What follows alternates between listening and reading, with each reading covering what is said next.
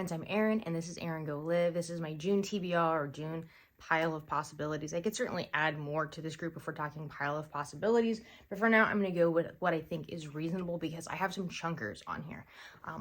Separately, like included in this, but I will do a separate video for Big Book Summer that is hosted by Sue Jackson. It's the first time I'm hearing of it, and I'm really excited to participate. It's easy to get intimidated by big books and get the feeling that we want to read. Like if you're always going to be reading, it doesn't really matter how long the book is because it's just one page after the next, but there's definitely that sense of wanting to read more books in a shorter amount of time. So anyway, that's going to be for that video. So complete aside there, let's get back to the books that we're actually going to be reading for the month of June. So I have a couple books in progress that I'll be continuing on with. To continue with AAPI month, I'm listening to Pachinko on audiobook by Min Jin Lee. I just checked. I have about 12 hours left in this. I'm not sure. I don't know how far I am in the book, but I've had this. I started watching YouTube in 2018, and that's probably when I became aware of Pachinko. I said that weird. That is probably when I became aware of Pachinko, and I've probably owned it ever since. So yeah, definitely happy to get to it. It's one of those where I had been earmarking it for AAPI month, you know, for the last many years and never got around to it. So I'm really happy to be listening to it now, and I'm enjoying it very much on audiobook. If you don't know, this is the story of kind of Japanese colonialism or occupation of Korea, and this little family ends up in Japan. A family of Koreans ends up in Japan, and it's how life is quite different in their subclass citizens as Koreans in Japan. And so I'm not real far into it yet, so still kind of getting an idea of where we're actually going with this story. But it starts off with our main character. Whoa, through the book. Gentle. What's her name? Sunja, our main character, had gotten kind of seduced by this older man that was a guest at her mom's boarding house, and she thought that, you know, they had this special thing. Basically, she ends up pregnant, and when she tells him she's pregnant, it turns out he's married with 3 kids, and that he can't leave his wife, and so now she is kind of stuck in this situation.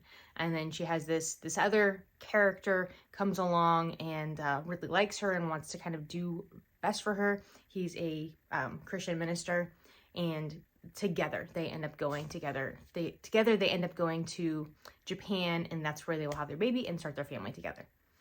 With the group on Voxer, I am reading East of Eden by John Steinbeck. I will link the John Steinbeck or Salinas road trip I took that was super fun. Went to the National Steinbeck Center, just got to see, you know, the land where this actually takes place, because the land, the Salinas River in particular, and the fertile valley, or the wind and the lack of water, or availability to water being so crucial, is a really big part of this story. I am in part 2 at this point, and I have pledged to make it through part 2 by the end of Monday. So today, as I'm filming this, is a Sunday morning of Memorial Day weekend. Didn't get much read yesterday, to be honest. But I hope to hunker down with this afternoon and a good bit tomorrow and get through part 2. So I should be finishing this in June. Then it is June on the Range, hosted by Michael K. Vaughan. Very excited for this. Another book that I've had for several years. I'm finally going to be getting to Larry McMurtry's A Lonesome Dove. I've had this copy for at least 3 or 4 years. Probably, it's so funny. You like mark time by, like, it used to be 2001. That we would like mark time by, like before 9/11, after 9/11. Now it's like 2020, like before or after COVID. So I think I've had this pre-COVID. So yeah, a while, long enough. And I have never heard anyone say anything bad about Lonesome Dove. So the only thing that's really been holding me back from reading this is the length and the fact that I've never read a Western before. So maybe it just feels a little bit like, I'm not sure if I'm gonna like it. But as I was just talking with a friend yesterday, what did we see? Oh, we were at my local kind of watering hole Dad's Kitchen with a friend of mine, and there was an IPA called Hazy Plains Drifter, and it made me think of this. I think it's Robert Redford is the main character. Is it Robert Redford? It could be John Wayne, but it's called High Plains Drifter, and there's a point where he and so Hazy Plains Drifter, High Plains Drifter. I think Hazy Plains Drifter is actually the name of the brewery, not the specific beer. Anyway. I digress. I'm gonna read Lonesome Dove this month. A completely, like, no rhyme or reason for reading this other than just I feel like doing it. I saw someone recently picking up another book in this series. I think it was Karen from the Roving Reader, maybe, if you're on Instagram, and that is The Love Songs of Queenie Hennessy by Rachel Joyce. This is the, like, companion book to The Unlikely Pilgrimage of Harold Fry, which I really enjoyed. So, and I think Queenie was a friend of Harold's that he, like, meets along the way on this journey. He just, like, starts walking. What does he do? He goes to, like, mail a letter, and I think the local post office, like, he can't mail it for some reason, so he keeps going to the next one, and he just keeps walking, and it starts, like, this long walk to mail this letter. So this says, when Queenie Hennessy discovers that Harold Fry is walking the length of England to save her, and all she has to do is wait, she is shocked. Her note had explained she was dying. How can she wait? So I think he was going to hand deliver the letter rather than mail it. I think that's what it was.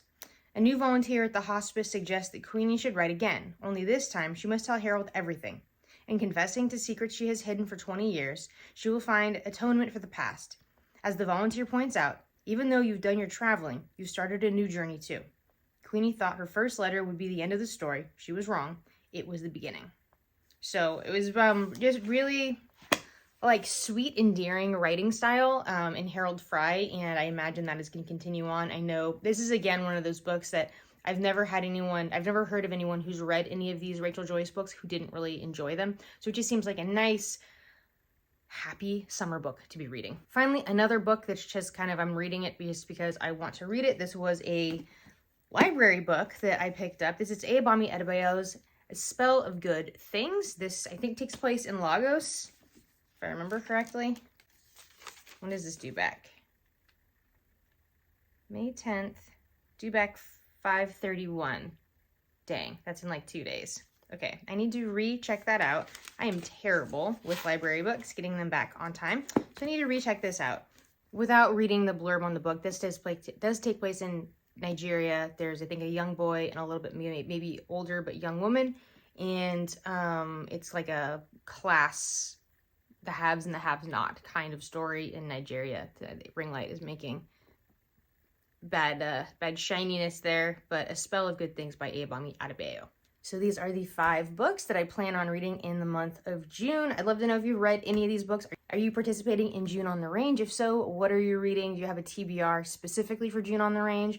You're just gonna read one book or more. Have you read Pachinko, right? Like, I feel like I'm the last person on earth to have read it. Thank you for watching. Remember, every day is a great day for a great day, all day.